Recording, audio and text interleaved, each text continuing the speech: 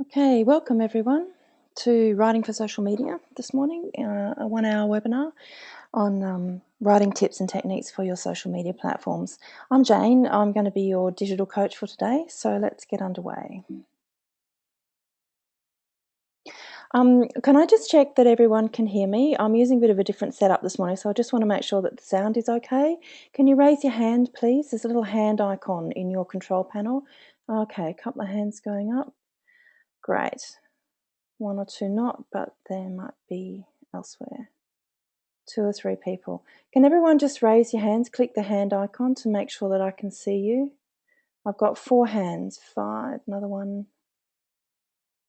Okay, that looks okay. Great. Just having a bit of a different setup this morning. I just want to make sure that you can all hear me. So I have actually muted everyone. Thanks, you can unraise your hand. Or I'll do it, that's it. I have actually put everyone on mute this morning so that your background noise, if there is any, doesn't interfere with everybody else's. However, I'm really happy to take questions as we go, and I will do my best to answer them during the webinar, and if I don't get to it while we're running, I will certainly do so afterwards. So you have a little question panel in your control panel. It might look like this, but with the word question up here. So feel free to type one in there anytime, and you can send it to everyone or just send it to me privately, send to presenter, whatever you prefer. There's a little pick list here. So feel free to type in a question or comment if you have one as we go. If I don't get to you during the webinar, which I'll try to, as I said, I will get back to you this afternoon with your answer. We are recording this morning's webinar, and we will put the recording on YouTube later on today or later in the week. So if you miss anything or you want to recap anything from today, or if you couldn't attend today, that's fine. You can go to YouTube to the Digital Ready webinar series and just pick it up there. So let's get started. That's all of our housekeeping out of the way. So we're talking about social media, writing specifically for social media. Now, some of you, if you've done my Writing for the Web workshop or webinar, you might find one or two slides that are the same, but mostly we're focusing this time on specifically writing for social media because it is a bit different than writing your actual website copy. And these are most of the platforms I'm going to be dealing with today because these are the most common ones.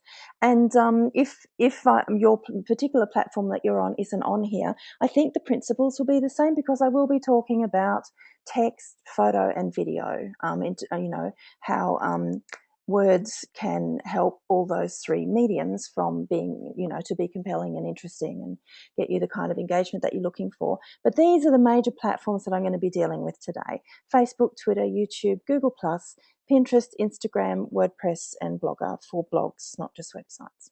Okay, so the types of social media writing that we're going to be talking about this morning are text posts to start with, so things that consists of words, not images. So short little snippets, descriptions for your Facebook page or YouTube channel, photo captions, you have a photo, tweets, hashtags, that sort of thing. I'm going to be talking about articles as well. So I'm going to be talking about very short bits of text, but also quite long articles such as a blog post or a newsletter article or something. I've touched briefly on video scripts, although we do cover that elsewhere in our webinar series. And I'm going to talk a little bit about descriptions and titles. And the whole point of this webinar is to try and teach you how to write for engagement, because what we want people to do with our social media is to get engaged with it and do something with it. If it's Facebook, we want them to like or comment or share. If it's Twitter, we'd like them to retweet or reply to us or do something with it, not to just have it sit there. If it's a blog, we'd like people to comment or read or share on their own networks, all those. So we want people to do something with our stuff that we've spent so much time and effort crafting. And so let's see some of the ways that we can do that. Before we get started though, it's important to remember it's much harder to read on the screen than it is to read a book or a magazine. Now there's a heap of studies as to why this is, which is probably a whole webinar in itself. But for the purposes of today, if you can just understand that people normally read 30 to 50% more slowly on screen than they would for print. So they read half as fast. And it's much harder to read on screen for a whole bunch of reasons. So it's important to understand this, and clarity is really important. Clarity on screen, much more important than if you're writing a book or a magazine article. The other thing to think about before we start is to get your audience fixed in your mind, to think about who you're actually going to be writing for. Are they, and what do they know about me? What do they think about me?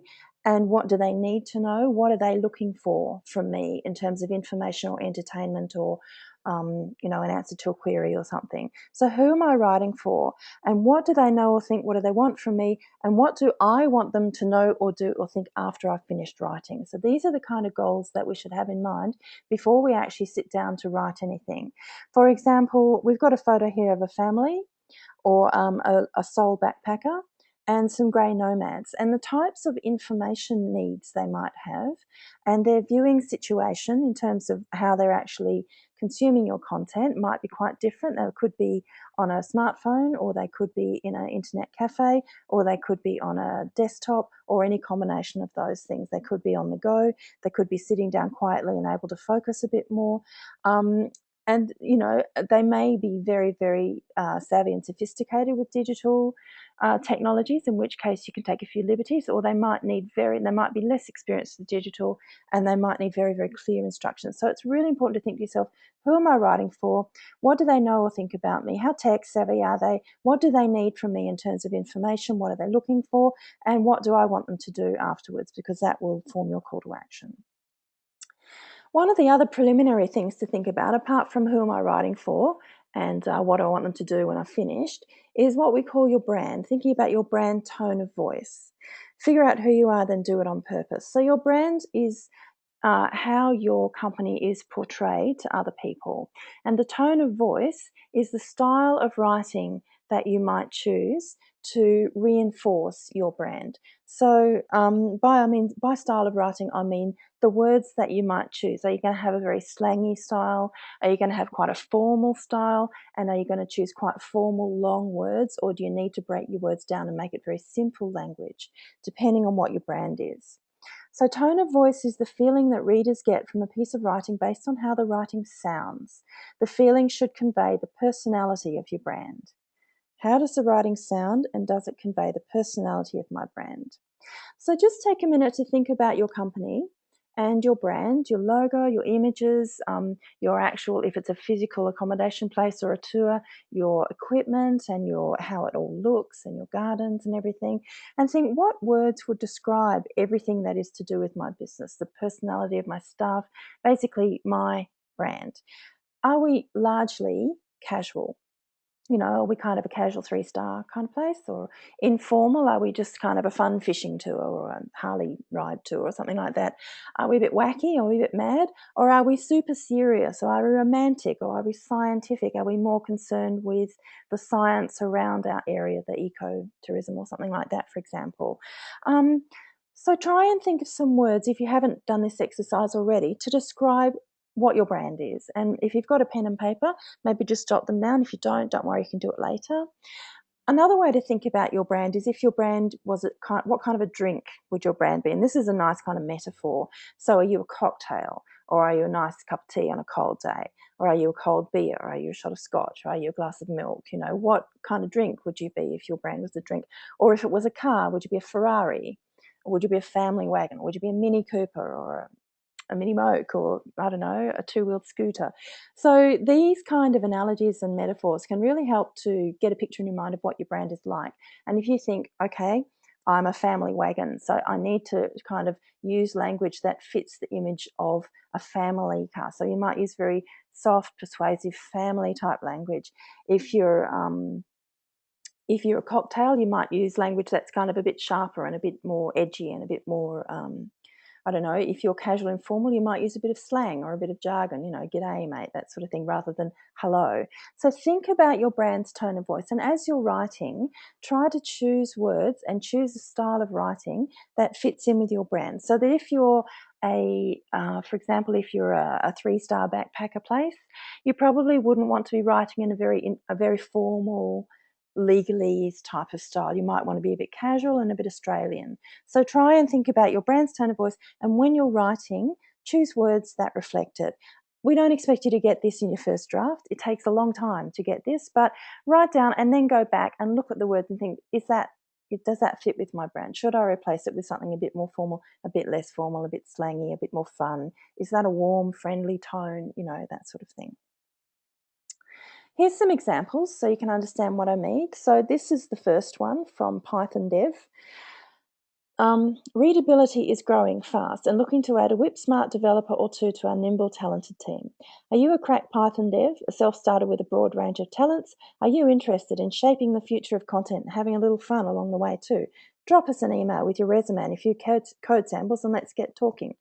Now that's written, in a fun, kind of youthful, energetic sort of style.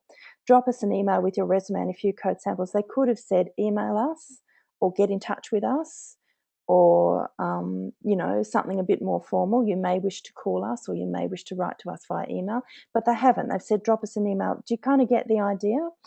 The choice of words can really reflect the brand. Here's another one, luxury beach and countryside retreats in Australasia. Shop for antiques and order high tea in the Blue Mountains outside Sydney. Follow bushwalks through coastal rainforest in the Daintree in northern Queensland and have a dune-fringed stretch of golden sand to yourself at Margaret River. Immerse yourself in the pristine wilderness of the ancient Podocarp woodlands in New Zealand's Rotorua Lake District. Whitewater rafting, snowfields and wine cellars are yours for the asking in the mountains and valleys surrounding Queensland. So this is quite a different style to the first one. It's much more persuasive. It's much more descriptive. They've used a lot of descriptive words and it's all about you. It's all about the things that you can do. So when you are writing, think about your brand, notice the difference in the choice of language between these two and try to have a consistent tone of voice that reflects your brand when you write. So in terms of specific platforms now, a few tips writing for Facebook. Facebook posts, so good Facebook posts are interesting and engaging and will encourage your users or your fans to like, share or comment, because what we want people to do with things that we put up on Facebook, we don't want it to sink without trace because then it will disappear from people's news feeds. So the posts that we put up, we want to try and get people to do something with it, at least like it, and preferably share or comment. And the more likes, shares, comments you'll get with your Facebook post, the longer life it will have sitting up the top of people's news feeds. So try and write so that people will do something with your post. Don't just put something up and hope. Keeping it short is good, around 80 to 100 characters. Don't write an essay, no need. Say what you have to say as succinctly as possible and add a link, obviously. Offer information that's valuable so that you get a reputation for, oh gosh, they've got a Facebook post up there. I know that their Facebook stuff is really useful, so I'm going to have a look at this one too. Also, people are more likely to share information that's valuable and comment on it. And have a clear call to action, tell people what to do. Amazing how many Facebook posts I see where there isn't any call to action and people will say, oh, that's nice, and not do what you want them to. So tell them what to do. Very effective and online. A couple of suggestions for you. You don't need to do this all the time, but here are some things to consider when you're writing Facebook posts. Invite answers to questions. So ask people questions that they will find easy to answer and are prepared to offer an opinion on. Travel experiences. People will usually talk about what they've done in travel or what they're hoping to do in travel, especially in our industry because it lends itself so much to that aspirational stuff. Ask them their opinions of things. What do they think about blah, or who prefers blah, or who likes this better than this, that sort of thing. Invite them to talk about their best holiday or what's on their bucket list. They'll always talk about their pet. Some users will be prepared to talk about their family. Some might not for privacy concerns, but a goodly number of them probably will. So ask them questions on things that they will be prepared to answer and have got enough information and aren't difficult to form an opinion on. So these are just some examples here, but you might know or be able to think of some other ones to do with your business. First paragraph, enticing to get them to do something with it. You can occasionally, if you want to keep your edge rank up, use tricks, or these are kind of dropping out of favour a bit, but you can still employ them from time to time. So a fill in the blank trick is a good one. For example, this Friday I'd love to travel to blank with blank. Now that's very easy for people to fill in and you might get home with my friend or the beach with my boyfriend or Paris with my boss or whatever, it's that kind of question is very easy for people to do something with. It is a bit of a trick and it kind of won't help your engagement overall, but it does help to keep your edge rank up over time. Another thing to do is to post something really great, like a great image, and just hit like if you'd like to be here right now, or share if you agree. Now, again, I wouldn't do this all the time, but just from time to time, it's good to post these sorts of things to keep your engagement up in your question. Interesting snippets. So interesting stuff about what's actually going on in your business, not just promotions. Try not to post promotions and offers and new products and whatever you have all the time. Try and post stuff that shows that you're human. What's going on in your business that you're able to share on Facebook? Is someone having a birthday, or is there something funny going on in the office, or have you got a new baby coming, or someone getting married, or I don't know. What's going on with the people and the human stuff, or all the animals, if you happen to be an animal rescue or a donkey farm or whatever. Interesting snippets that you think your audience will find interesting, not just promotions. If you're putting up a picture, make the picture interesting. And again, there's an opportunity here to ask a question or get people to do something with it. Linking, give them a reason to click through, and that can be in your call to action. And of course, ask people to like, comment, or share. Ask them to do what you want them to do, like, comment, share. Be human, real, and authentic. Just take a question here. Okay, Jan, I've just got a question here that someone's not connected on their audio. Can everyone just, sorry, raise your hands again so I can check who can hear me okay? Couple of hands, 1, 2, but not Jan. Okay. Okay, Jan, I think it might be your connection. You're on mic and speaker, so it should be okay. Check that your volume is turned up as high as it will go on your computer, and that you haven't got the mute on. I know that sounds like a really obvious thing to say, but in the heat of the moment, people forget. Okay, thanks everyone. Put your hands down. I can see that everyone else can hear. Jan, if you can't hear me, if that isn't what's wrong, we are recording this, so you should be able to recap this to listen to it in your own time from YouTube, and I'll send you a link to it when it's done, so that if you can't fix the sound problem that you're having right now, you will be able to catch what we're saying on YouTube. So sorry about that. Okay. So here's some examples of what I mean. This is Abbey Medieval Festival, and these are all recent posts from some of our colleagues. 62 days till season 4 kicks off in the US. Are you excited? And then the caption is Monday morning was a person. Okay, so everyone who understands this TV series and who that character is going, oh yeah, I get that. And of course, that's very resonant with Abbey Medieval Festival's audience. And they do this really well in terms of reaching out to their audience for things they know they're going to be interested in. So not only is this a really clever post in terms of understanding your audience and putting something up they're going to like, but have a look at the engagement. We've got 75 shares and 189 likes. And I think they had 72 comments when I looked at it, and it had only been up maybe 20 minutes or so. So if you know your audience really well and you can put something up really simple but compelling like that, see the kind of engagement that you can get. Here's another one. This is Destiny Booner. Just put up a picture of a baby donkey, and the caption is just, am I beautiful or what? So there's no paragraph here. There's just a little line. 143 likes, 3 shares. They had a lot of comments. Again, I think around about 20 or so, which is, great. And of course, the comments are mostly answering the question, yes, you're gorgeous, honey, that sort of stuff, which is just nice. Helps with the engagement, helps to reinforce the brand. Really nice pic, and lovely responses. And then this one from Visit Brisbane, I wanted to show to you because they have actually asked for people to do something. So we heart this aerial view of Brisbane. Hit share if you do too. And what have we got? 74 shares, okay? So I know I said ask people to do something with it. Again, I wouldn't do this all the time, but you can see how remarkably effective simply asking for the share, asking for the like, asking for the comment can be in Facebook. The other thing to note here is hashtag, which you can now put in Facebook as well as Instagram and Twitter, which can help on Facebook with, with emphasis and also with organising your comments into one area.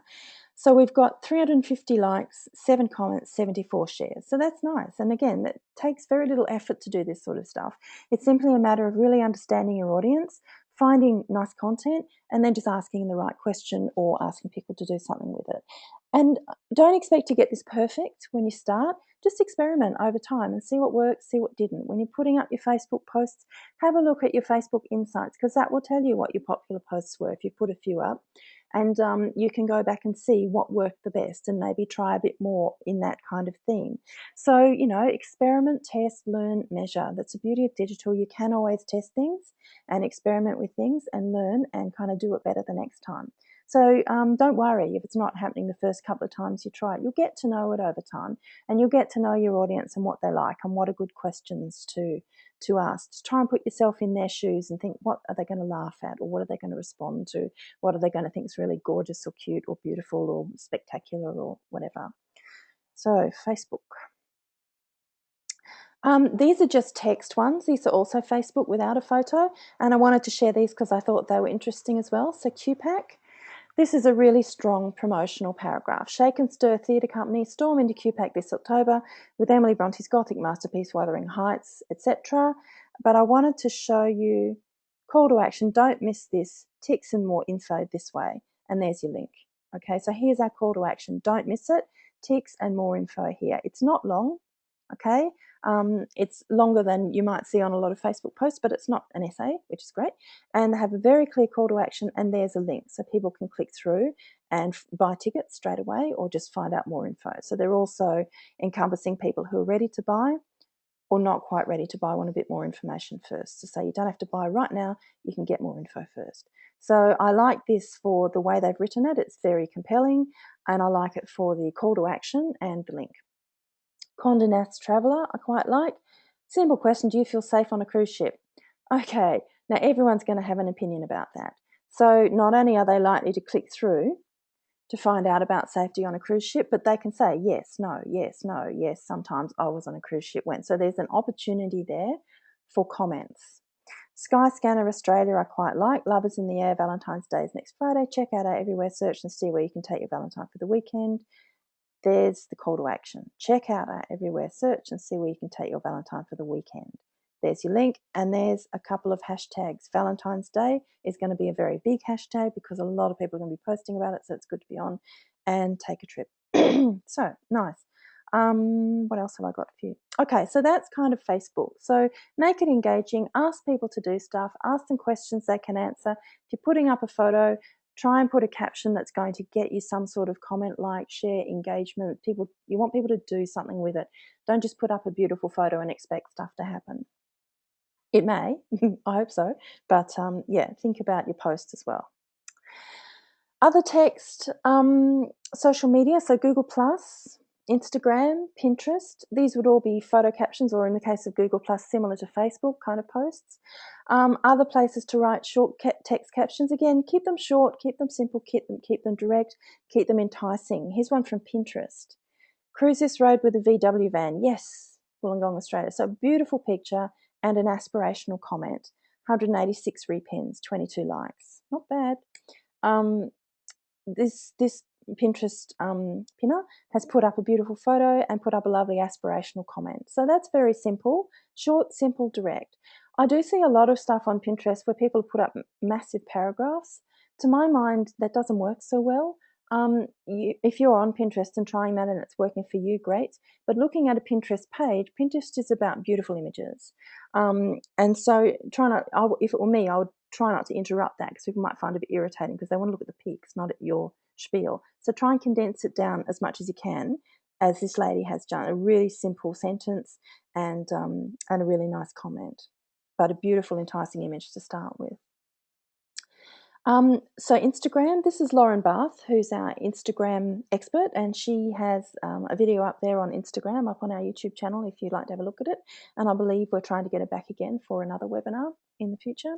So Lauren has put up a beautiful picture of Tasmania, beautiful photo, and she's got 13,282 likes. Not bad. Lauren does have a very big following on Instagram, so don't be dismayed if you don't get that the first time you do it. But that's really good. But look at how she's written this. It's really nice. A latogram from one of my favourite places on earth, Tasmania.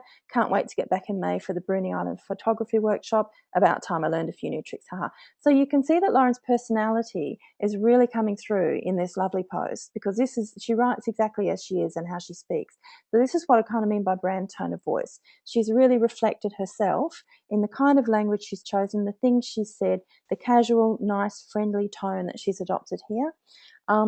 So yeah, that's a really nice paragraph on Instagram. And then she's got a little hashtag here, Discover Tasmania, and she's included Tasmania here.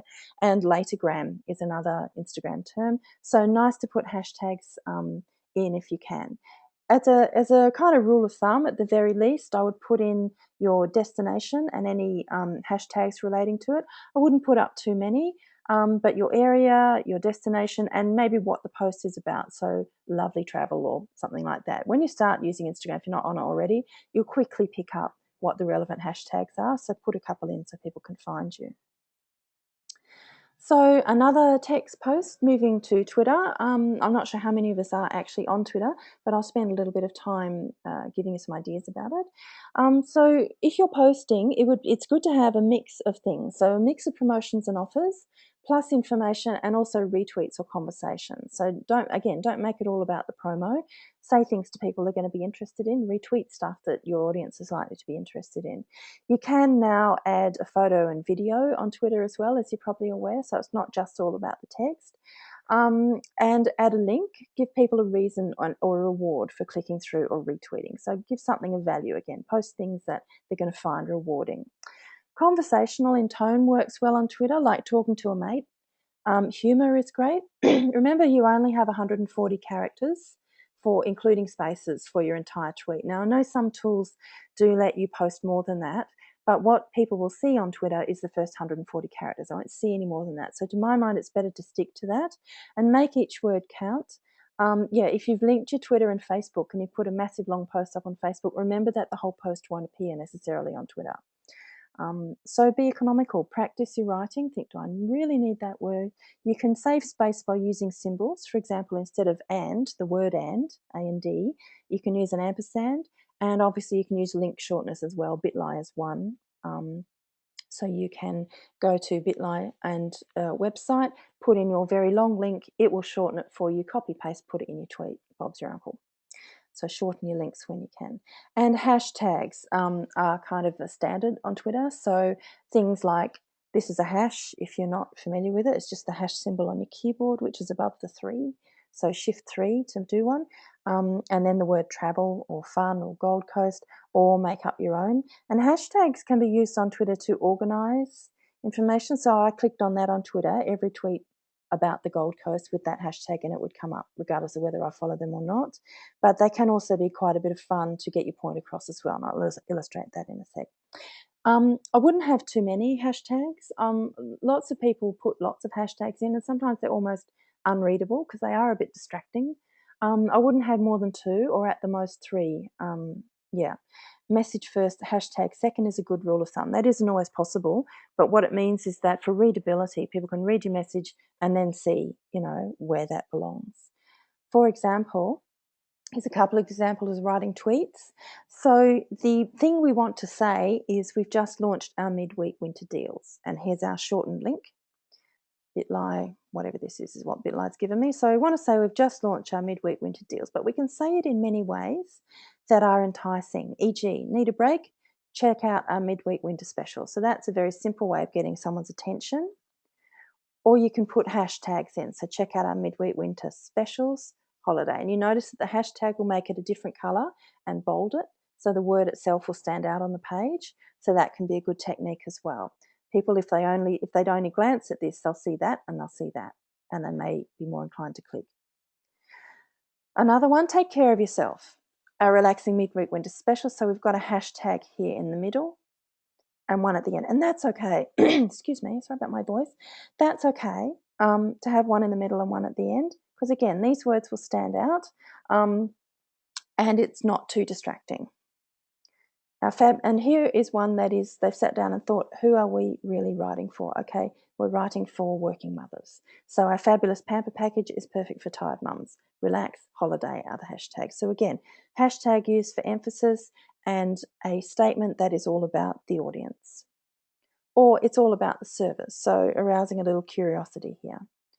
Are you wondering what we have planned this week? Another one, arousing a bit of curiosity. Want to get people to click through. Find out why we'll never live anywhere else. Another one, why won't they live anywhere else? What's going on? I want to know. And some examples. So from Oreo, a bit of humour. We don't know what you heard, but cookies always travel in packs. That's terrible. And they actually had a picture of a packet of cookies. Okay, that's just a bit of fun. Reinforce the brand. Everyone goes, haha. Hashtag Oreo forever. Nice brand reinforcement here. Actually, it wasn't a thought it was a short Twitter Vine video. Okay. Air New Zealand. Watch the making of our new Air New Zealand safety video, Safety in Paradise, here ahead of the launch next week. So Air NZ have created their own hashtag, Air New Zealand safety video, because their safety videos are getting a bit of a reputation for being quite fun and interesting, and they often refer to Middle Earth and all the hobbits and whatever. And so this is becoming a bit of a hashtag that they have started that people are also using. And you'll find that sometimes if you've started something that catches people's imagination, they will also use that hashtag, and then you'll get a lot more kind of traction on the hashtag than you would ordinarily. So they've done that for all their tweets about all their safety videos, and they've noticed that their audience is starting to pick up on that and use that hashtag as well when they're commenting on it. Can backfire, be careful, but that's part of social media. I love 2011 census. If you don't follow 2011 on census, have a look. They're hilarious. They're the census, the people that collect the census data. So statisticians, but they have a great sense of humour and they write tweets really well. They're really funny. So here's one they wrote for census data on Coolangatta. You're terrible, Muriel. Census data reveals 5,192 people live in Pauper Spit, Coolangatta, Queensland. And then a little hashtag 20 years Muriel's wedding. So again, they've created this one as a bit of fun to see if people will pick it up or not. You don't have to do that. You can use standard ones like travel or visit Queensland or anything like that to do with your industry. But just to illustrate what's possible with Twitter and how people are using it. A little bit of humour and a fun hashtag. And Queensland, Australia, get cheeky this Valentine's Day weekend for the world's largest organised underwear run in Brisbane. So here's a very common hashtag. It's fine just to put in a hashtag about your location, wherever you are, Toowoomba or Sunshine Coast or Cairns or whatever, and a shortened link again. So just some examples of humour, of hashtags, of short, sweet, interesting, pithy kind of tweets. They don't waste any words at all. They've stuck within the 140 characters, but it's still possible to write something compelling and that's going to be interesting for your audience and hopefully encourage them to click through to wherever you want them to go. Okay, so that's text on Facebook, Instagram, Pinterest, Twitter. Let's have a look at blog writing now, because as we might know from SEO, having a blog underneath your website domain is a very easy way to keep your content fresh if you're posting regularly. And one of the things that we read about all the time is that fresh content will really help. Will help with your SEO rankings. So if your website has content that's been sitting there for kind of 6 months, the word on the street is that it's less likely to rank than content on a website that is regularly updated. And of course, a blog is the easiest way to do that if you're blogging monthly or weekly or whatever. It doesn't have to be a great long 500-word article every time. You can just have a little paragraph, a short paragraph about, a little diary entry about what happened today. If something nice happened in your business, write a little paragraph about it, whack it up. By all means, though, if you've got the time and the inclination, do write articles, because they're great. They're interesting to read. It's good content. It's likely to get spidered if it's by Google bots, by search engine bots. If it's an article, and the more quality content you have on your site, again, the more it's likely to help your search engine ranking. And I want to talk a little bit about headlines, because headlines are the most critical thing in getting people to read your blog. Headlines can be responsible for up to 90% of click-throughs. So studies show that 8 out of 10 people might read a headline, but only 2 out of 10 will actually read the article. So the headline is the thing they will see. And by headline, you can also translate this to Facebook post, tweet, email subject line. These principles will work for these as well. It's all about getting people's attention and making it compelling and making it enticing and giving them a reason to click through. So here are some of the techniques that you can use to vary your headlines and make them a little bit compelling to start with. Now, most of us are probably familiar with the first one, direct headlines, so 50% off flights to WA. And those might be the kind of headlines or tweets or email subject lines or whatever, or blog post headings that we normally do. And if you're comfortable with that, that's absolutely fine. By all means, keep doing it. But from time to time, you might like to kind of experiment a little bit with other ways of writing headlines. For example, an indirect headline, why I'll never dive the reef again. So here, it's trying to arouse curiosity in the reader. So we're hoping that the reader will think, okay, what happened? Why won't they dive the reef again? What happened? Did they have an accident? Or have they found a new place to dive? Or can they not afford it? Or I don't know, have they kind of done it and now that was all they ever wanted to do? But the idea is to arouse curiosity in the reader to try and get them to click through and read the rest of your post. So is there an opportunity with, if you've written a blog post recently and you've got a direct headline, can you go back and make it indirect? Make it a bit enticing, arouse some curiosity. I had one, we were doing this in a workshop once and it was a Brisbane one and it was why I'll never pay for parking again. I thought, you've got me, absolutely. If you've ever tried parking in Brisbane, you'll know why. Okay, or you could have something like a newsy headline, which is kind of like introducing, announcing, presenting. So introducing Hervey Bay as our new destination, announcing our new summer menu, presenting our new wedding function area, presenting our 3-day tour, our new something like that. So those kind of introducing type words can be really compelling as well. By the way, if you are really stuck for words, there is a great thesaurus online. A thesaurus, if you're not familiar, is well, it used to be a book, but now it's a website that if you type in a word like introducing, it will suggest similar words like announcing, presenting, that sort of stuff. So if you're really stuck for a word, go to Google, type in, or just go to your browser and type in thesaurus.com and type in the word you're having difficulty with and see what comes up, because it's a really great resource, free, easy to use, and if you're really stuck for a word, it can really help you. If I have time at the end, I'll show it to you. So a how-to headline, how-tos and reasons why are good because firstly, it's very direct, how to keep everyone happy in a big road trip, but also it gives you a structure. So you can have, maybe 5 tips on how to keep everyone happy on your big road trip. And that is very easy to write to. So tip 1, bring games. Tip 2, regular breaks. Tip 3, play Spotto, I don't know, whatever you normally would recommend. But it's very easy to write and it gives you a structure for it. Question headlines are great. Who else loves a stress-free holiday? So ask people a question and preferably one that they can say yes to, or me. Who else loves a stress-free holiday? Oh, me, So questions are really good to get people's attention, and try and ask one that they can say yes to or will identify with. Command, tell them what to do. Book your Christmas in July break today. Now, I wouldn't use this one all the time, obviously, but this is a great call to action that's telling people this is what they need to do, and then you would follow with information about the Christmas in July break and the costs and why they needed to book it and why yours was fabulous and all that kind of stuff. So reasons why. 5 reasons why you should choose Cairns this year. The general consensus is, from everything I read, numbers really work in headlines. 5 reasons why. 5 places to, 5 tips about, or 7 or 10 or whatever. I want to keep it probably not more than 10 because you'll be writing all day. But numbers in a headline can really help because people can focus on how much information is there.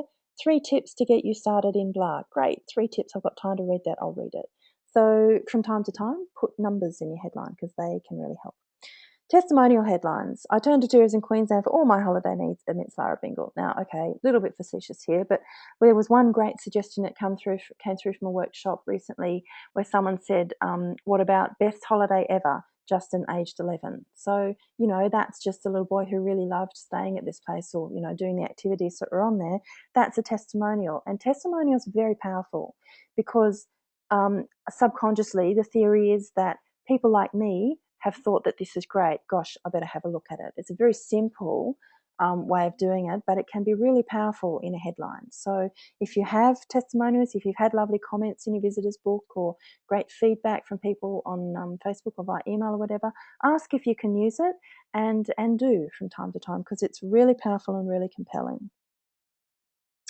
Another way to start yourself off is to use a quote. Now, this might be suitable either for your headline or for your first paragraph, because the first paragraph is the next thing that is going to entice people to read. They might see just the headline, or they might see a headline and a little summary, so make it compelling. So you can use a quote. For example, the travel hopefully is to arrive. That's a very well-known, world-famous quote. That's often a good way to start. Again, you can Google these. Just go travel quotes online in Google and see what comes up and pick one that you like. Or you could use a scenario like on a lonely road in the middle of nowhere, night drawing in and low on fuel, just to get people's attention and get them interested in what you've got to say. Or you could state a controversial or contrary point of view. Absolutely no one likes surf beaches in summer, right? And then, you know, just as a bit of a hook to get people in, then you can say wrong, you know, here are some fabulous, or, you know, right, or whatever, you know. A controversial or contrary point of view can be a great hook to get people's attention and hook them in to read what you want to say. Oh, excuse me again. Sorry about my voice, everyone. State the benefit your target audience will get from your product. So benefits are great. Easy, low-cost family trips or your money back. Those of you who've done my Writing for the Web workshop or seen the webinar know I do talk in that one about features and benefits. So a feature is a widget, is a thing. A benefit is the payoff they will get. What I would put here probably is easy, low-cost family trips and you can relax or something like that. Or your money back is a good one. Ask a question. What do you love about farm stays? Or who else loves farm stays? Or what's your favourite thing to do on a farm stay? Something like that. Again, questions are great to get people's attention. A little tip, I quite like this one. This is from Copyblogger. There is the URL for copyblogger.com. If you haven't heard of him, it's really worth having a look. He's an international copywriter. He runs a copywriting company, I guess.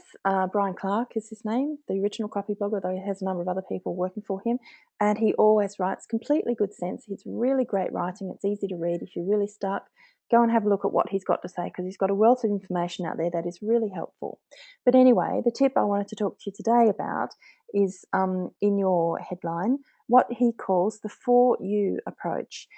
So in your headline, have something for the reader that they will think is useful, something that conveys a sense of urgency, something that is unique in the benefit, and ultra specific.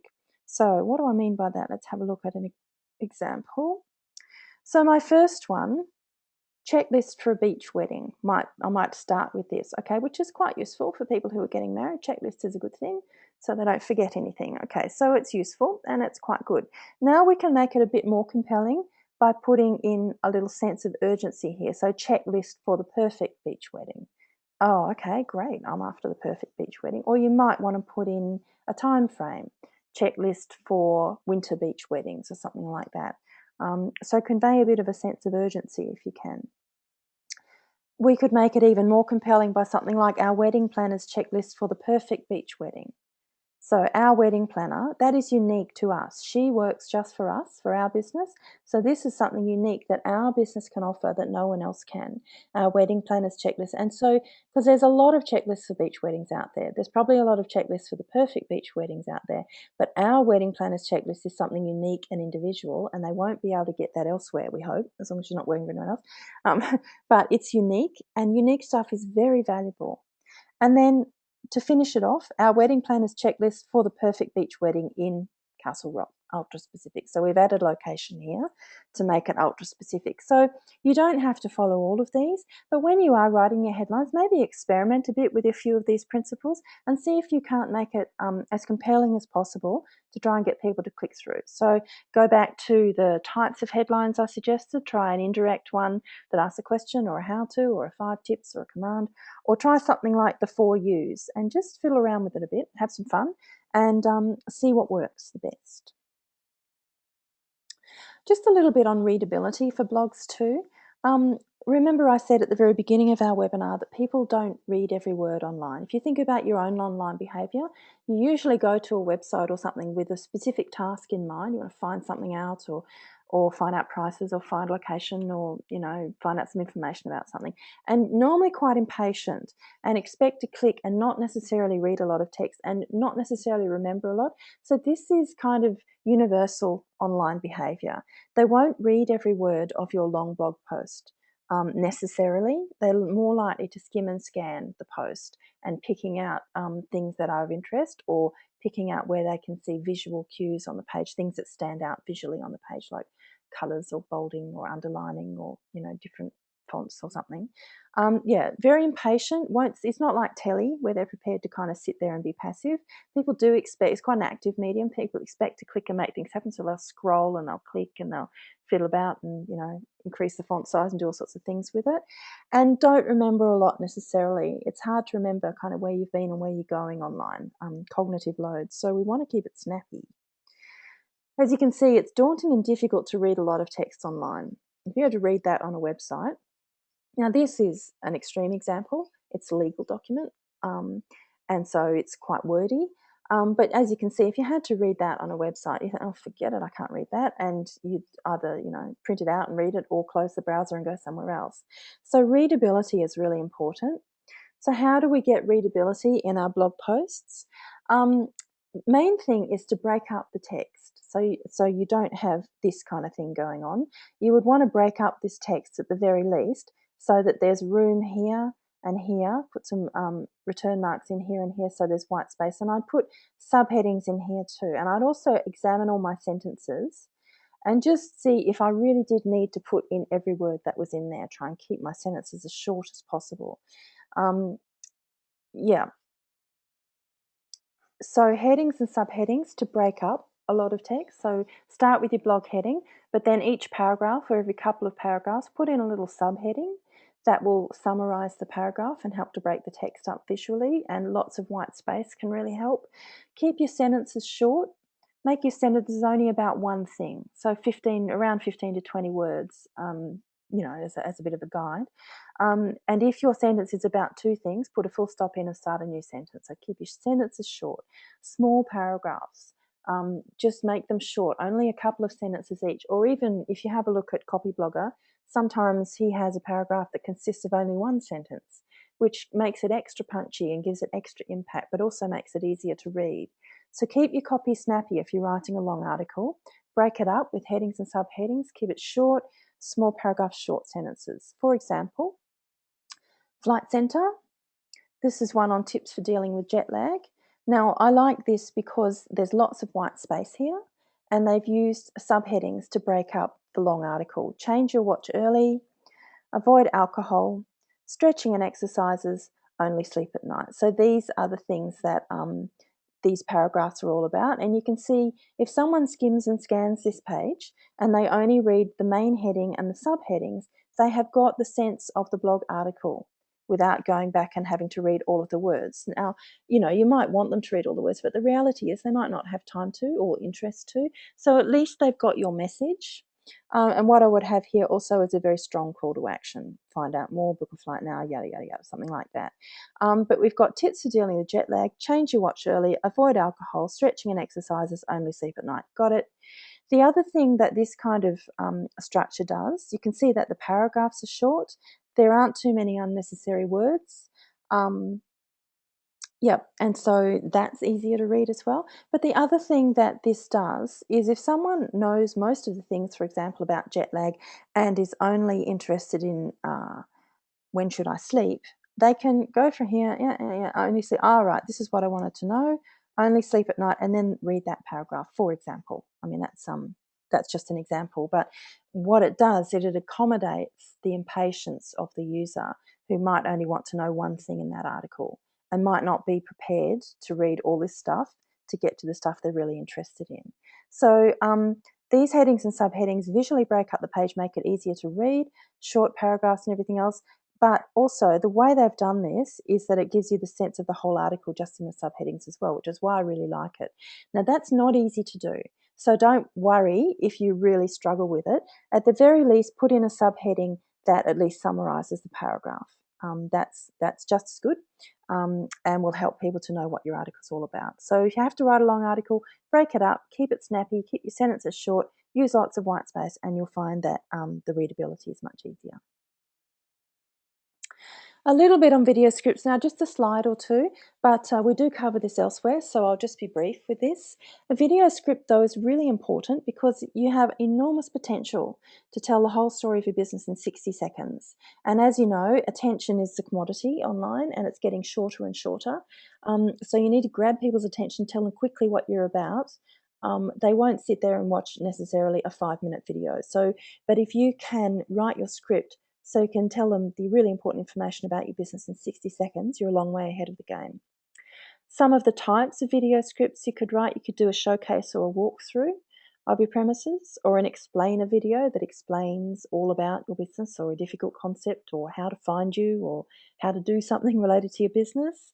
You could do an expert interview with a question and answer type thing where you could interview an expert related to your business, whether it's your chef or somebody who knows how to really catch big deep sea fish, or how to tie a fly, or I don't know, how to ride a Harley safely or something like that. An update, so you could have like a regular update series of what's going on, that sort of stuff. There's lots of potential for videos, and these are just some of the ones that I'm suggesting. But when you're writing your script, keep it short. Try and get your key message. Remember, we're sitting down and thinking, who am I writing for? What do they need to know at the end? Try and get that in the first 30 seconds of your script. Talk directly to your audience using the active voice, so you, we, us. Be friendly and talk directly to them, and take your time. I'm probably talking a bit fast for a video right now because I have a lot to cover in an hour, but around about 125 words a minute, so that's 2 words a second. You can be a bit slower than that too.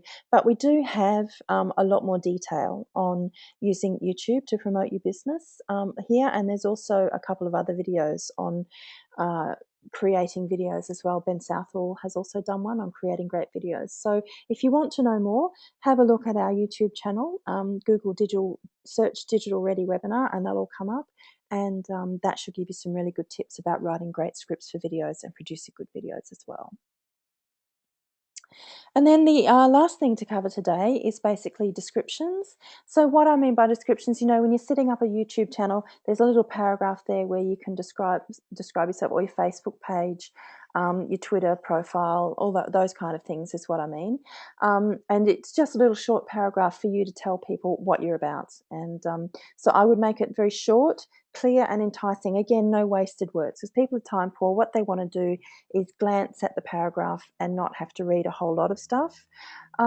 If you're doing a description for a video, then again, I would keep it short, clear and enticing, no wasted words, but you can also add in keywords on YouTube for the brand, for the product, for the location, the content, and that will help you to come up if you're getting searched, if people are searching on something related to your video.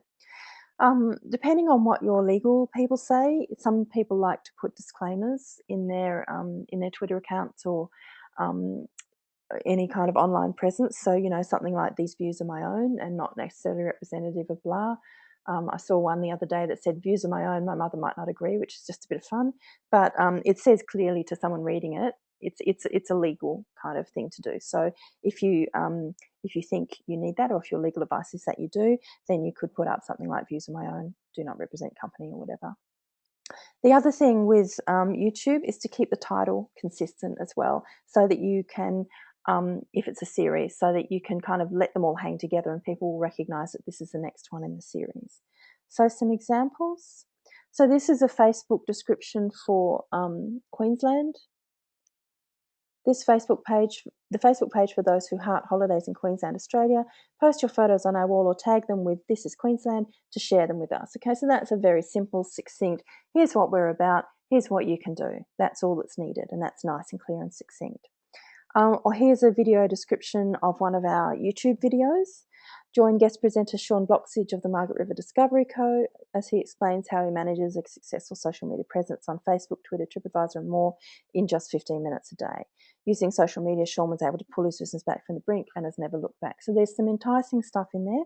It tells them what platforms and how much you can do in 15 minutes a day. It's topical, it's interesting, describes what's going on. So lots to like in that one. And by consistency and titles, this is what I mean. You can see here, this is actually Lauren's Instagram presentation, but here are all the other Digital Ready Webinar videos here on YouTube. And each time we start it consistently: Digital Ready Webinar, Instagram, Digital Ready Webinar, how to blah, Digital Ready Webinar, getting the most out of, Digital Ready Webinar, etc. So firstly, if people are searching Digital Ready Webinar, they'll all come up.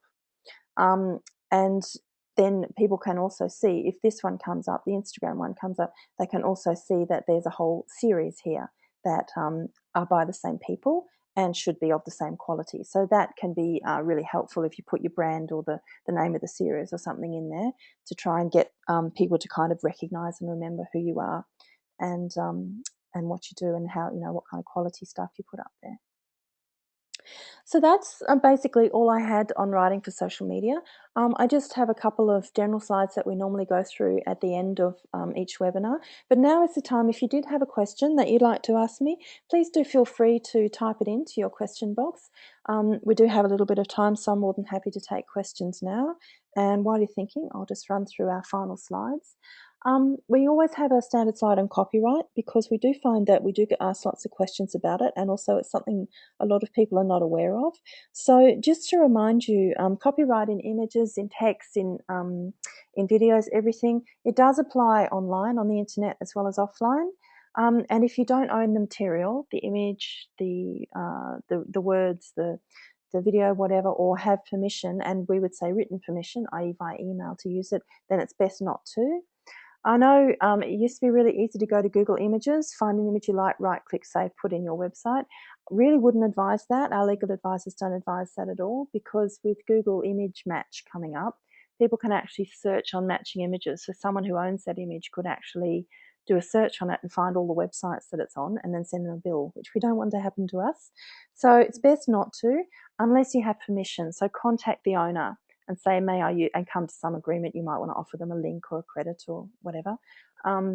Yeah, come to some agreement. Make sure you've got all that in email so that you do have permission to use it.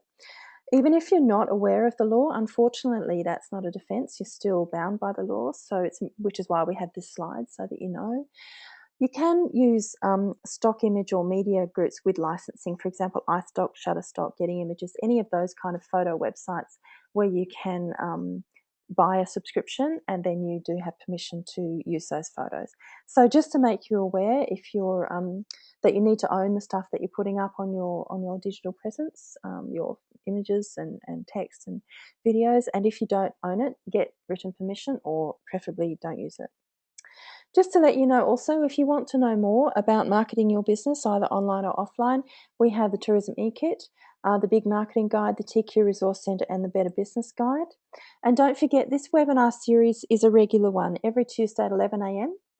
Coming up, we have Common Traps with Websites next week at 11. That will be me, just giving you a list of the most common things that I find. I do a lot of reviewing of websites for Tourism and Events Queensland, and a lot of the things that will stop your website from being an effective sales and promotion tool are very common, and a lot of people do them. So I'm just going to go through a few, and you can check them off and see if they're on your website and what you can do about them to fix it up. We also have how to use YouTube to promote your business, which is one that people find very useful. Susan's going to give that one. How to measure and track your online success. That's me. So that's all about how to use the wonderful numbers, the huge amount of measurement tools that we have to get better at online and make sure that you're spending your hard-earned marketing dollars and your time and your staff resources as well as you can to get the best outcome for your business. Then we also have working with a web developer, just some tips for choosing someone that's going to suit you, and also working positively with them as you're redoing your website or whatever. How to deliver great customer service online, and some handy SEO tips. So that's what we've got coming up for the next 1, 2, 3, 4, 5, 6 Tuesdays at 11. And if you would like to register for any of these, here is the link. If you don't have this link or can't remember it or can't jot it down, just go to the Tourism and Events Queensland website, which is easy to find on Google, and there's a big purple digital ready button. Click on that and you'll be able to find your way to register for our webinars as well. Yeah, and don't forget, we do have regular workshops running in the regions in Queensland that Susan and Miko will conduct, and it's a chance to attend and face-to-face find out about what they have to say and also get some help with your own situation. We do have one-on-one mentoring as well, so they can come and visit you in your workplace and answer any specific questions you might have. We have a coaching service by phone or email, and of course the webinar series. So if you're interested in the workshops or the mentoring, get in touch with your destination specialist and they can tell you when we're booked to come and visit your area. Okay, someone's raised a hand. Jody.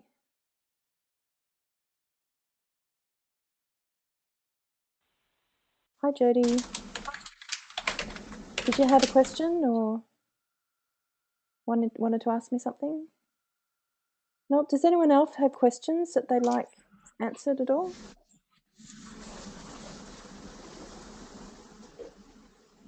Please do feel free. Nope, no questions? Have I answered them all? Excellent. That doesn't normally happen. Well, look, thanks everyone for attending today. Um, I'm Jane. I'm actually invisible in this photo. There's Mirko, Susan, and myself.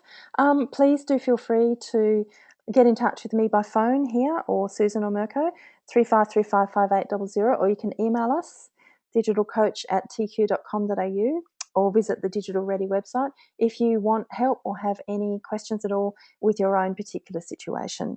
More than happy to help talk through any things you might need clarified, problems you might be having, or advice, or want us to look at any of your social media or website presences, feel free. We're here to help. Thanks, everyone. I hope today's been useful for you. Thank you very much. I'll stay on the line a little bit in case people want to chat to me or ask any more questions. But that's the end of our webinar for now. So thanks, everyone, and hopefully I might see you next week. Thank you.